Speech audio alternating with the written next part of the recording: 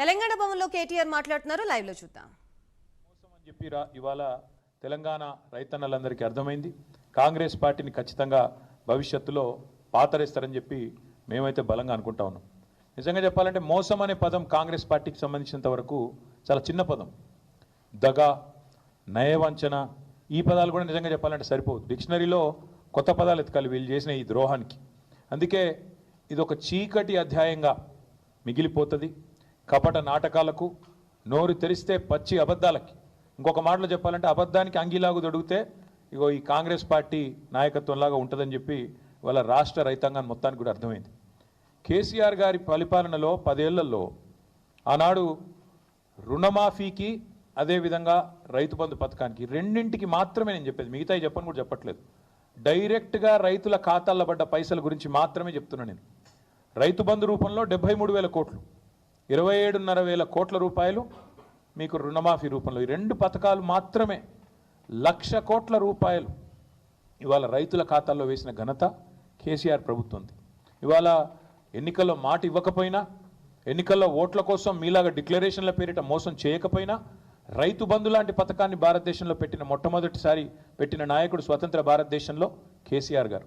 అందుకే కేసీఆర్ గారు రైతు బంధుగానే ఉంటారు, రేవంత్ రెడ్డి రాబందుగానే మిగిలిపోతాడు, రైతుల పాలిట రాబందుగానే మిగిలిపోతాడనే మాట నేను ఖచ్చితంగా చెప్తా ఉన్నా.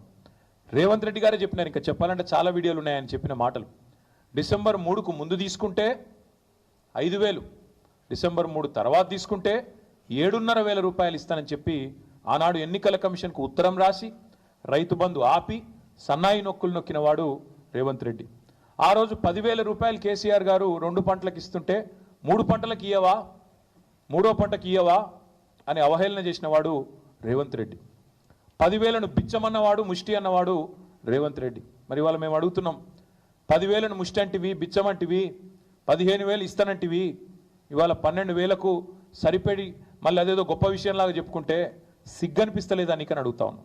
కనీసం మాత్రం చీమగుట్టినట్టన్నా అనిపిస్తలేదా? ఇచ్చిన మాటలు ఈ రకంగా సిగ్గు లేకుండా తప్పుతుంటే కనీసంగా కూడా ఏం అనిపిస్తలేదా అని అడుగుతా ఉన్నాం. ఓడదాటదాకా ఓడమల్లన్న, ఒడ్డుకెక్కినాక బోడమల్లన్న. ఇక అది కాంగ్రెస్ పార్టీ యొక్క వైఖరి మొదటి నుంచి కూడా. రాహుల్ గాంధీ నుంచి మొదలు పెడితే రేవంత్ రెడ్డి దాకా అందరి వైఖరి అదే. నేను అడుగుతా ఉన్నా రాహుల్ గాంధీని కూడా, కష్టం వస్తే వస్తా అంటివి, ఇది నా గ్యారంటీ అంటివి, పిలువుండ్రి వస్తా అంటివి.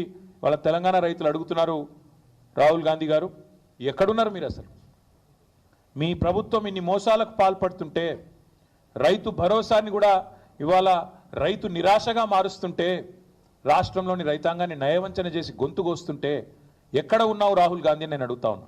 వచ్చే దమ్ముందా? వరంగల్కి వస్తావా? ఏదైనా ఒక గ్రామానికి వచ్చి రైతులతో కూర్చుంటావా? మాట్లాడతావా? కనీసం ఎందుకు ఈ రకంగా మోసం చేస్తున్నదో నీ రేవంత్ రెడ్డి ప్రభుత్వం చెప్పే ధైర్యం ఉందా? మేనిఫెస్టోలో ఇచ్చిన మాటను నిలబెట్టుకున్నందుకు ముందుగా ముఖ్యమంత్రి నుంచి మొదలు పెడితే రాహుల్ గాంధీ దాకా ఖచ్చితంగా తెలంగాణ రైతాంగానికి క్షమాపణ చెప్పాల్సిందే. మీరే ఇచ్చినారు వ్యవసాయ డిక్లరేషన్ అని, మీరే చెప్పినారు మాటలు, బోనస్ అన్నారు, ఇంకోటి అన్నారు, చాలా బోగస్ మాటలు మాట్లాడినారు. కానీ వీటన్నిటికంటే దరిద్రం, వీటన్నిటికంటే నికృష్టమైన మాట నిన్న రేవంత్ రెడ్డి గారు మాట్లాడినారు. ఇది పేపర్లో రిపోర్ట్ అయింది, దాని ప్రకారమే నేను మాట్లాడుతూ ఉన్నా. తెలంగాణ కాకుండా ఉమ్మడి ఆంధ్రప్రదేశ్లోనే బాగుండే ప్రభుత్వ ఉద్యోగులకనే ఒక నికృష్టమైన భావదారిద్రపు మాట తెలంగాణ ముఖ్యమంత్రి మాట్లాడడం అనేది ఇది నిజంగా కూడా తెలంగాణ ఆత్మగౌరవాన్ని కించపరచడమే. అసలు నీకు సిగ్గుందా? ఉద్యమంలో ఎన్నడూ రాలేదు కనీసం కలిసి, ఇవాళ సిగ్గు లేకుండా ఆ ముఖ్యమంత్రి పదవిలో కూర్చొని కూడా ఈ భావదారిద్రపు మాట మాట్లాడడానికి ఒక తెలంగాణ బిడ్డవు కదా, కనీసం రేషమని ఉండాలి కదా. ఎక్కడున్న తెలంగాణ ఎక్కడ పోయిందండి? 10 ఏళ్లలో భారతదేశానికి ఆదర్శంగా నిలబడ్డ తెలంగాణను పట్టుకొని ఉమ్మడి ఆంధ్రప్రదేశ్లోనే బాగుండే పరిస్థితులను మాట్లాడడానికి నీకు మనసెట్లు వచ్చింది? నీ రాష్ట్రాన్ని నువ్వే కించపరచడానికి నువ్వు ముఖ్యమంత్రి అనే ఇంగితం కూడా నీకు లేదా? ఆ మాత్రం సోయి కూడా లేదా అని బాధతో అడుగుతా ఉన్నావు. ఒక ముఖ్యమంత్రి పదవిలో కూర్చున్నావు, అదృష్టవంతుడివి నువ్వు. ఎంత గొప్పగా మాట్లాడాలి నువ్వు నీ రాష్ట్రం గురించి, నీ ప్రభుత్వం గురించి కూడా గొప్పగా చెప్పుకోవద్దంటలేదు మేము. కానీ రాష్ట్రాన్ని చిన్నగా చేసి చూపెట్టడం అనే దౌర్భాగ్యం అనేది అయితే ఉందో నిజంగా కూడా బాధాకరం. ఇంకా దారుణం ఏంటంటే రాష్ట్రాన్ని చిన్నగా చేస్తాడు. ప్రభుత్వ ఉద్యోగుల పరిస్థితి అట తెలంగాణలో బాగా లేకుండానట, ఉమ్మడి ఆంధ్రప్రదేశ్లో బాగుండేనట. ఎందుకు 73% జీతం పెంచినందుకు బాగా లేకుండేనా? లేకపోతే భారతదేశంలోనే హైయెస్ట్ పే స్కేల్ ప్రభుత్వ కేంద్ర ప్రభుత్వ ఉద్యోగుల కంటే కూడా అత్యధికంగా జీతాలు ఇచ్చినందుకు బాగలేకుండానా, అత్యధికంగా పెన్షన్లు ఇచ్చినందుకు బాగలేకుండానా, లేదా ఇదే ప్రభుత్వ ఉద్యోగులు మన రాష్ట్రాన్ని అగ్రభాగాన భారతదేశంలో నిలబెట్టినందుకు బాగలేకుండానా, ప్రపంచంలోనే అతిపెద్ద లిఫ్ట్ ఇరిగేషన్ ప్రాజెక్టు కట్టింది ఇదే ప్రభుత్వ ఉద్యోగులు కాదా, ఇదే ప్రభుత్వంలోని ఇరిగేషన్ డిపార్ట్మెంట్ కాదా, రాష్ట్రాన్ని భారతదేశంలోనే తలసరి ఆదాయంలో నిలబెట్టింది అగ్రభాగాన ఇదే ప్రభుత్వ ఉద్యోగులు, ఇదే ప్రజలు కాదా, రాష్ట్రాన్ని వ్యవసాయంలో ఇబ్బడి ముబ్బడిగా ఉత్పత్తులు వచ్చినాయంటే ఒకవైపు వ్యవసాయ శాఖ అధికారులు, తెలంగాణ రైతులు అందరూ కలిసి కష్టపడితేనే కదా ఫలితాలు వచ్చినాయి.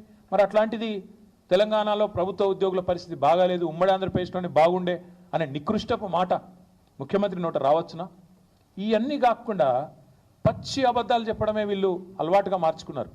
ఎందుకు ఇస్తలేవా రేవంత్ రెడ్డి పెన్షన్లు అంటే పచ్చి అబద్ధం, ఎందుకు ఇస్తలేవా రేవంత్ రెడ్డి 100 రోజుల్లో 6 గ్యారంటీలు అంటే ఆర్థిక పరిస్థితి లేదు, దివాలా తీసినది, నాశనం అయిపోయింది, అప్పుల పాలైపోయింది అని దివాలా కోరు మాటలు మాట్లాడుతున్నాడు ముఖ్యమంత్రి.